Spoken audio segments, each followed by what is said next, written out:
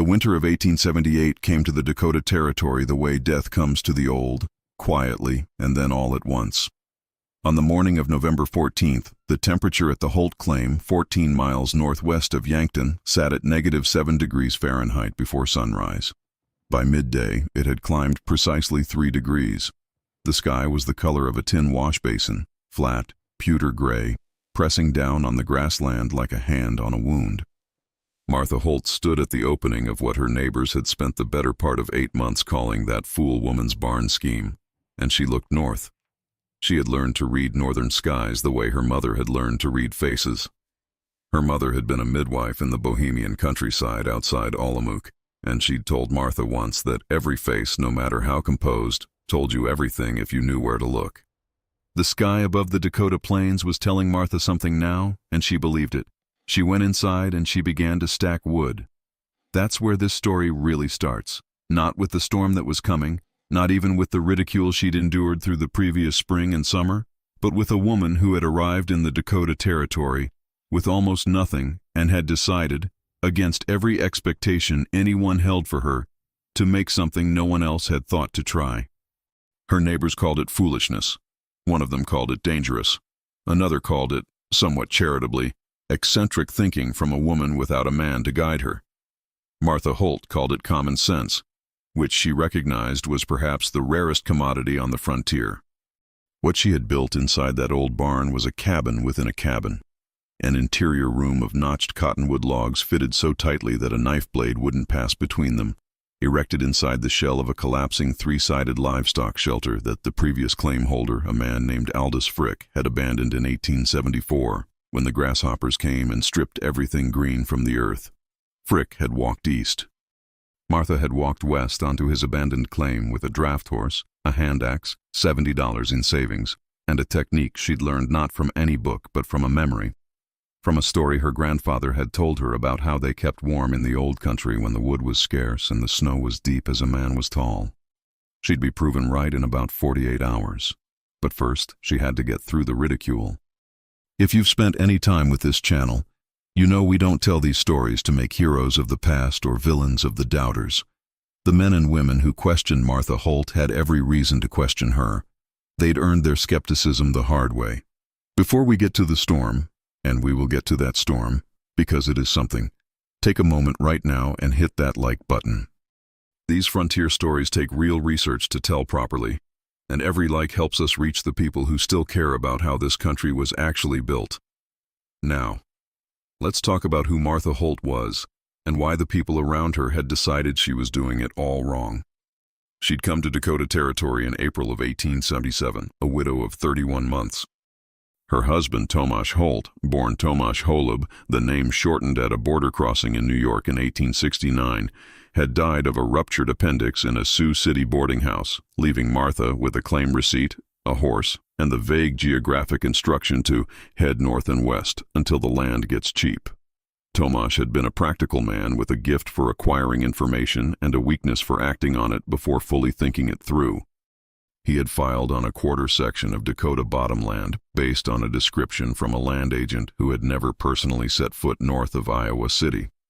Martha had taken stock of her situation with the focused calm of someone who has no other option. She was 34. No family within 800 miles. She spoke English with what her neighbors diplomatically called a considerable accent. Though her grammar was precise, she'd learned the language by reading rather than speaking, which meant she knew words like perpendicular and thermal before she'd mastered howdy. She had $230 remaining after Tomasz's burial costs. She had that draft horse, a gray gelding she called Shedivak, which translates roughly as gray one, and which her neighbors eventually just called Shade. She had the Frick claim, 160 acres of mixed bottomland and upland grass, with one existing structure, a 3-sided livestock shelter, 12 feet deep and 22 feet wide, built of rough-cut cottonwood boards that had weathered to the color of old bone. And she had the memory of her grandfather's voice, telling her about Moravian winters and the way the old farmers had nested their sleeping spaces inside larger structures. Not out of poverty, but because they understood something about trapped air that no American school book had yet put into plain English. Her nearest neighbors were the Rademacher family, a quarter-mile south, Heinrich Rademacher, 47, who had come from Württemberg in 1861 and had survived 15 years of frontier farming through a combination of genuine skill, extraordinary stubbornness, and what his wife Clara privately described as the Lord's inexplicable patience with foolish men. Heinrich had dug his own well, built his own sod house, and survived 3 severe Dakota winters. He was not a cruel man. He was, however, a man who had learned specific lessons from specific experiences, and he had come to hold those lessons with the conviction that belongs only to those who have bled to acquire them. When Martha first described to Heinrich what she planned to build, he'd stood with his hat in his hands and looked at the ground for a moment in the way people do when they are deciding whether to be polite or honest. "A room inside the barn," he said. "Inside the old shelter," Martha said. "A proper notched cabin, 12 by 14 feet, inside the existing walls, with a gap between." "A gap," Heinrich repeated. 18 inches on the north and west faces, smaller on the south. Heinrich looked at the sky. He looked at the deteriorating barn. He looked at Martha with an expression that a generous man might describe as concerned and an honest man might describe as doubtful. "The existing structure," he said carefully, "won't support much additional weight." "I'm not adding weight to it," Martha said. "The inner structure is self-supporting. The outer walls are just windbreaks, air pockets." "Air," said Heinrich, "does not keep a person warm." "Trapped air does," said Martha. And that was, in essence, the disagreement that would simmer for the next 8 months. The second voice of skepticism arrived 6 weeks later in the form of Cornelius Vane, who had a claim 2 miles east and whose primary qualification for having opinions was that he'd spent 3 years as a sutler with the Union Army and therefore considered himself broadly experienced in matters of supply, construction, and human nature. Vane was 42, sharp-featured, and possessed of the particular confidence that belongs to men who have been right often enough that they've stopped accounting for the times they haven't been. He rode over one afternoon in late May and stood at the entrance to the old shelter watching Martha work with a draw knife on a cottonwood log, and he offered the opinion that she was wasting timber that could be used for actual construction on a structure that was, in his assessment, trying to heat the outdoors. "The gap between the walls," he said, gesturing at the 18-inch space Martha had left between the inner cabin frame and the outer shelter wall, "is just going to fill with cold. You're building a cold pocket."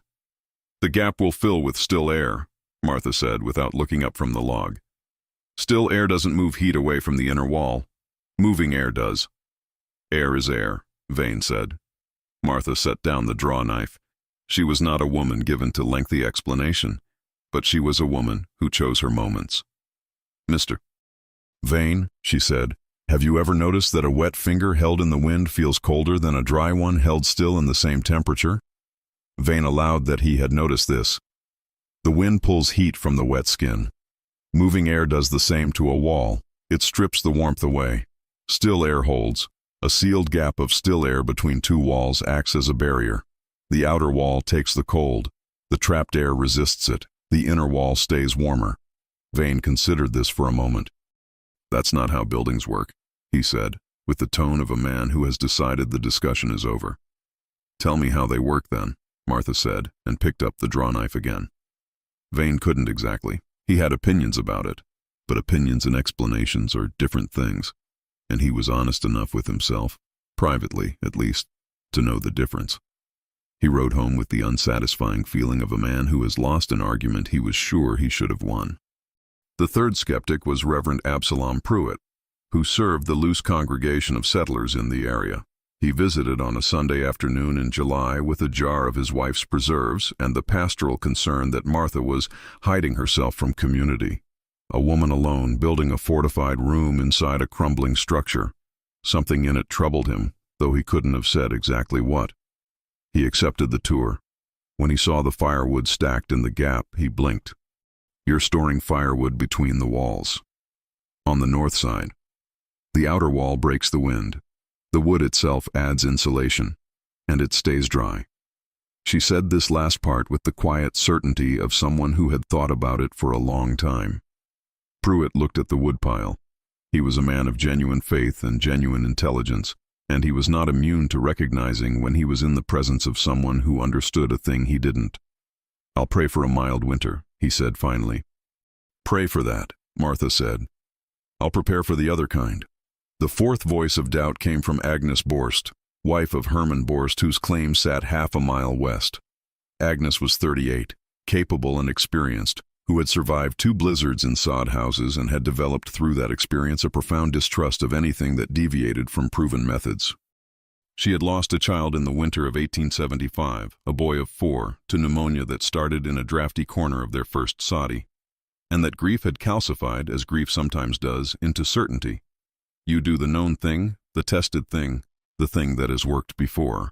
Agnes came by in August, ostensibly to borrow a tool, and stood for a long while looking at the construction with the expression of someone trying hard to be kind while believing you are making a terrible mistake.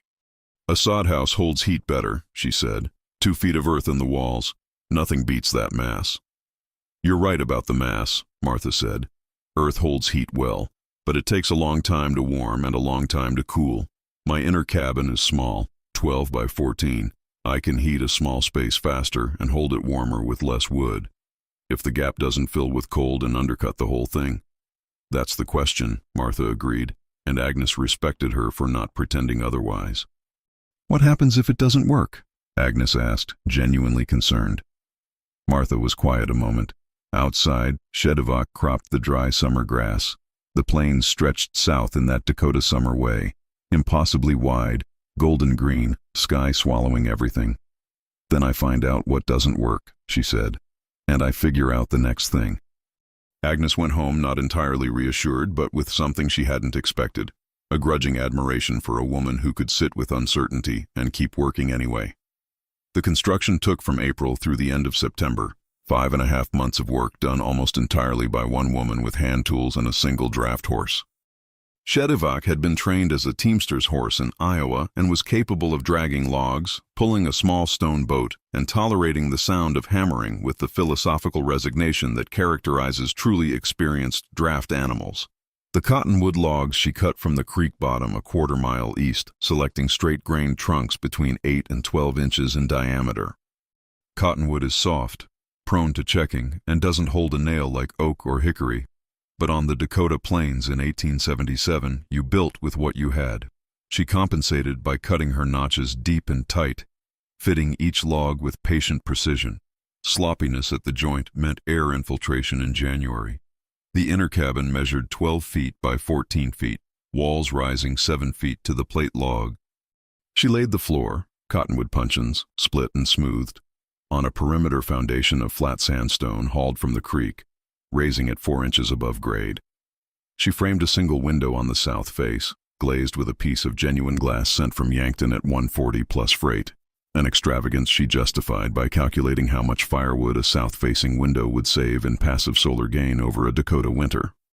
She also faced the door south, opening into the interior of the outer shelter rather than directly to the outside. 2 barriers between the occupant and the outside air, before anyone on the northern plains had a name for the principle.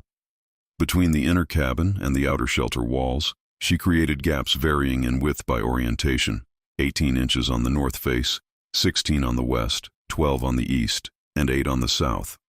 The north gap received the firewood, split ash and cottonwood stacked floor to ceiling, accessible through a small exterior hatch in the outer boards without opening the inner door.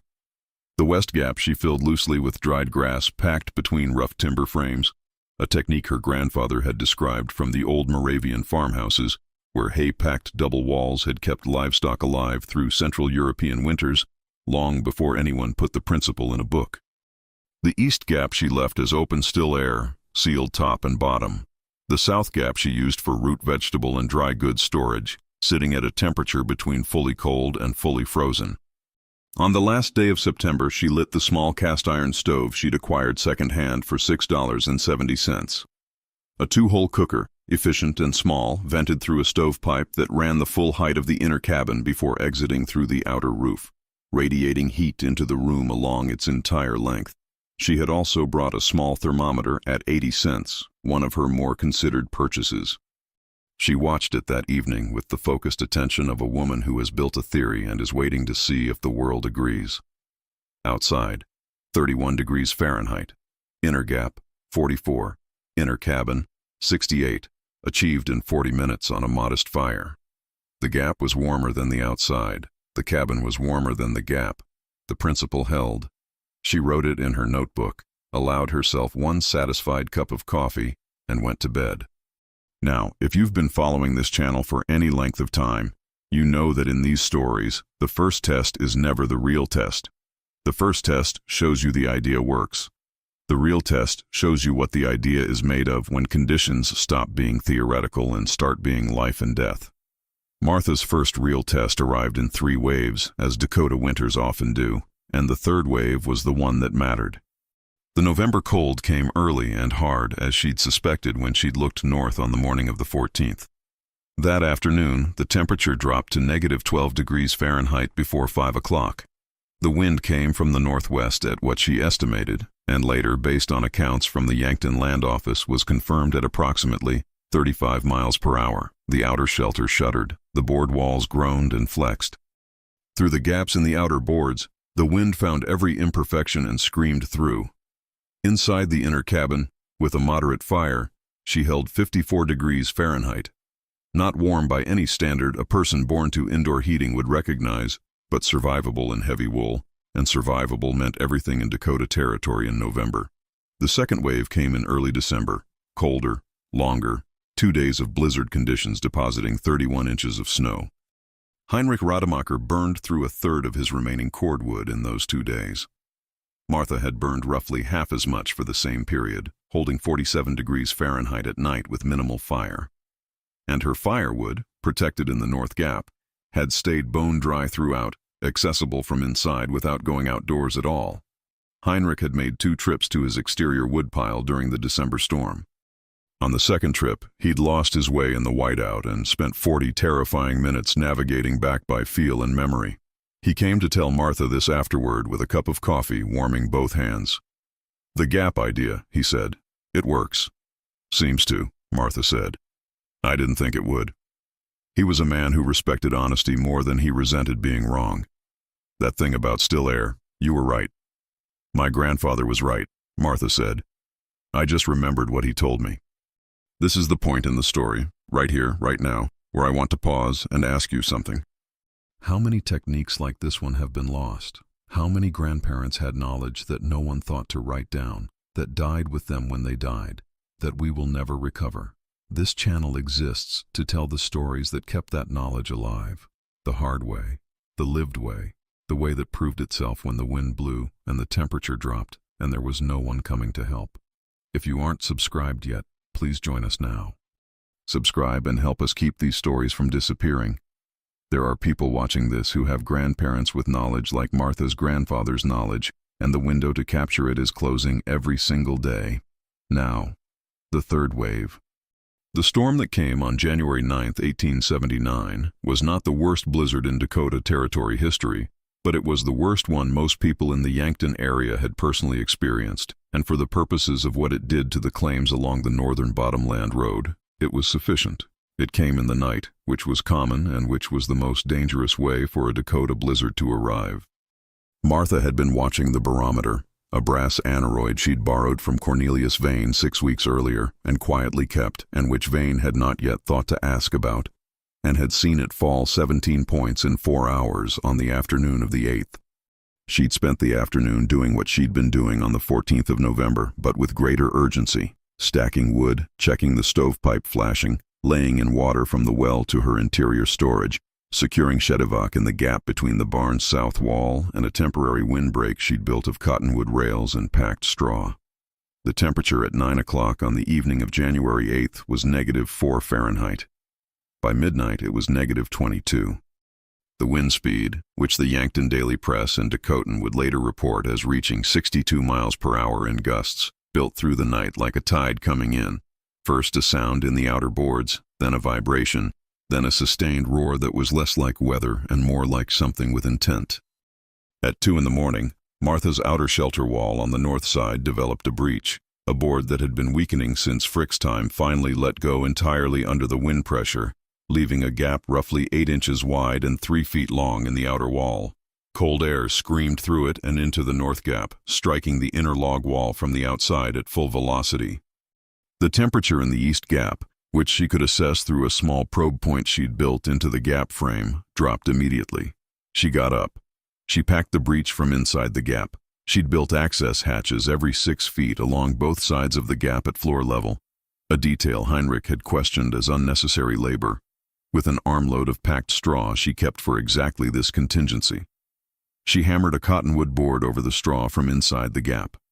She did all of this in the dark, by feel, in a space 18 inches wide, in approximately 12 minutes. The inner cabin temperature, which had been at 41 degrees when she woke, climbed back to 48 by 3 o'clock. She went back to bed. Outside, the storm continued. The wind at its peak on January 9th reached the 62-mile-per-hour figure the paper would later cite sustained, with gusts that several witnesses described as physically staggering. The kind of wind that makes the air itself seem hostile, that takes the moisture from exposed skin in seconds and drives fine snow into any gap with the persistence of something alive and looking for a way in. The Rademacher sod house to the south survived, as sod houses generally did. The earthen mass absorbed the cold slowly and released it slowly, and Heinrich and Clara and their 3 children huddled close to the stove and burned wood at a rate that troubled Heinrich's careful calculations.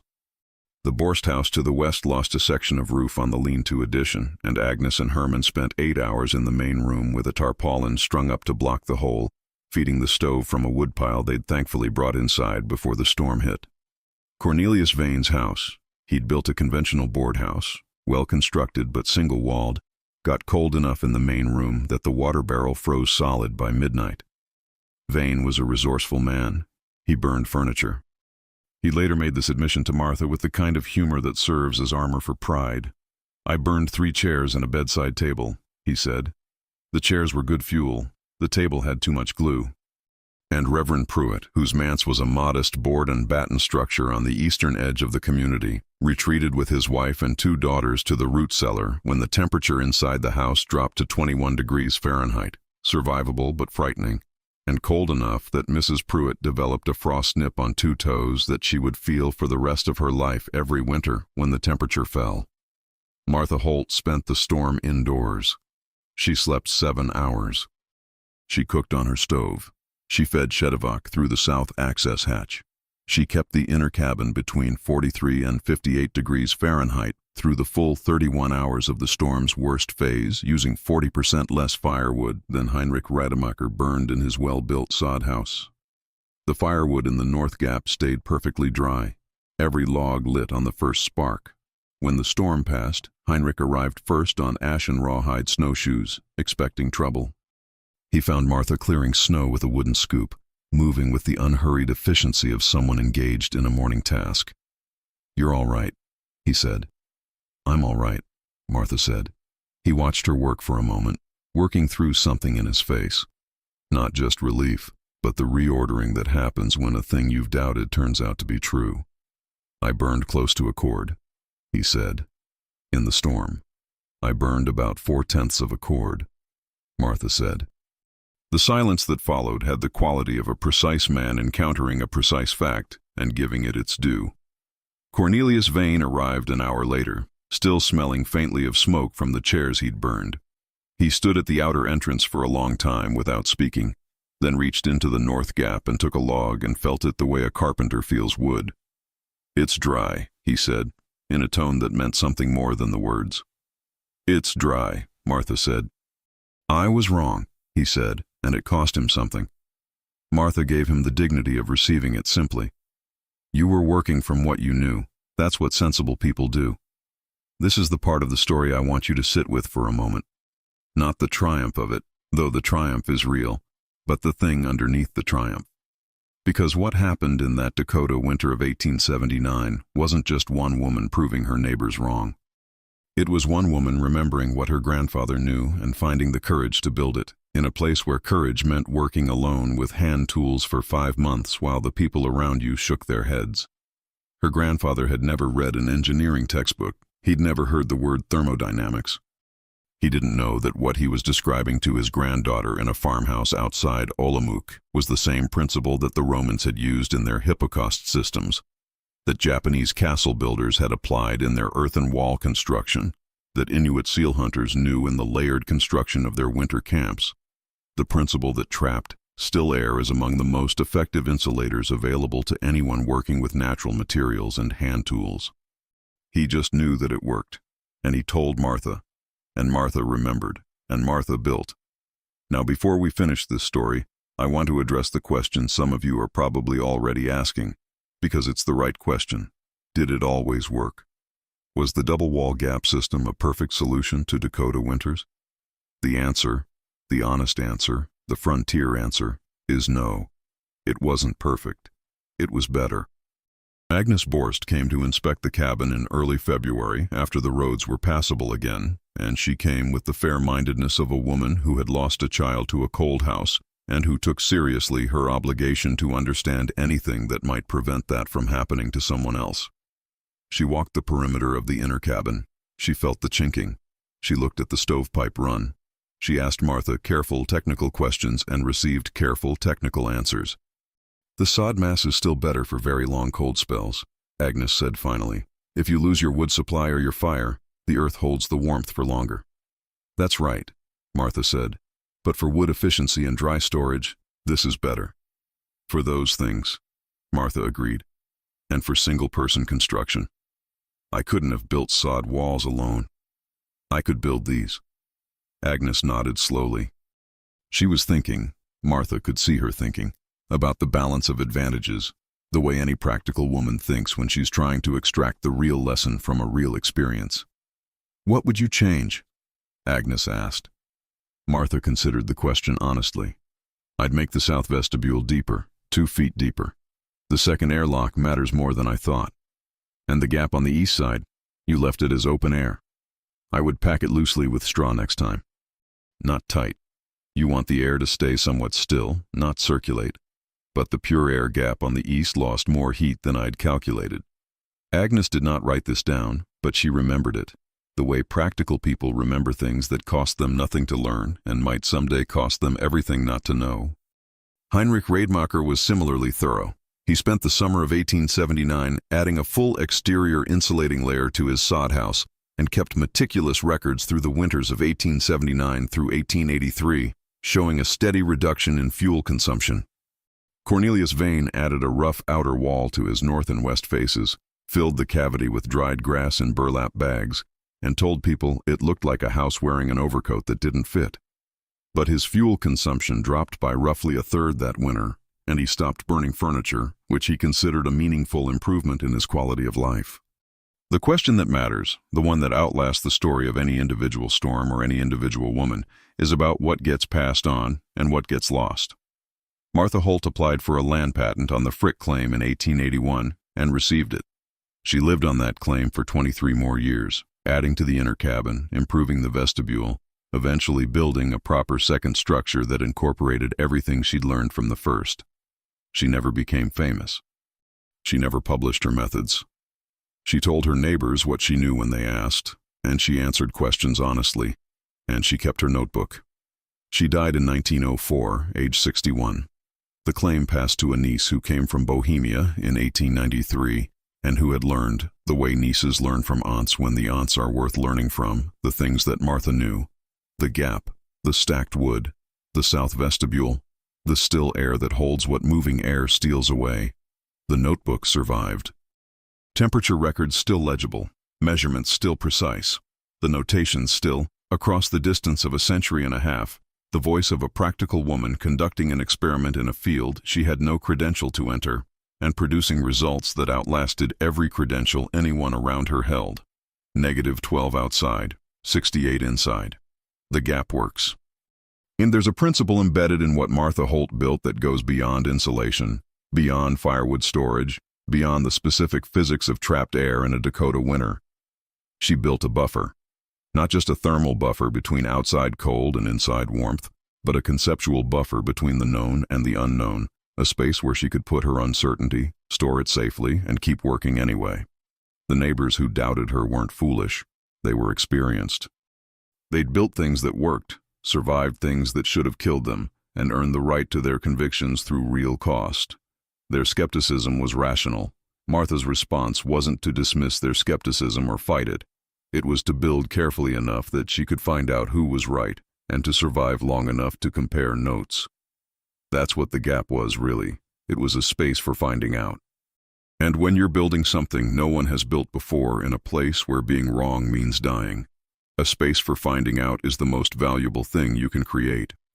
On the morning after the January blizzard, when the sky had cleared to that particular blue-white that only exists over snow-covered plains in January, and the temperature had climbed from -22 all the way to -8 degrees, Martha Holt stood at the outer entrance to her barn cabin and looked at the same northern sky she'd looked at 2 days before.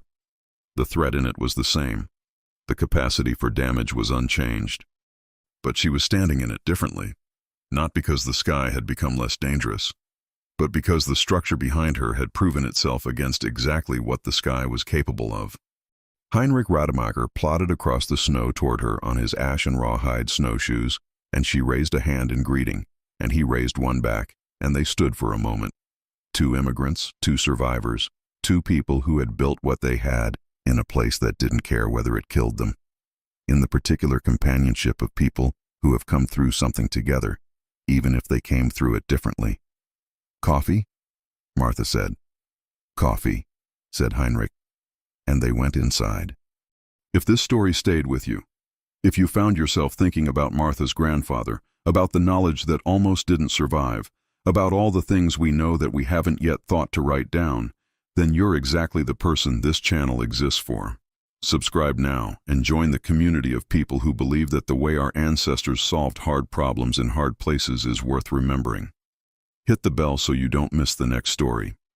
And if you know someone who would value this kind of history, someone who grew up hearing stories like this, or who builds things with their hands, or who has always felt that the old ways knew something the new ways have forgotten, share this video with them. The frontier is over, but the knowledge it generated is still here, waiting to be found, waiting to be told. And as long as we keep telling it, it isn't lost. Not yet.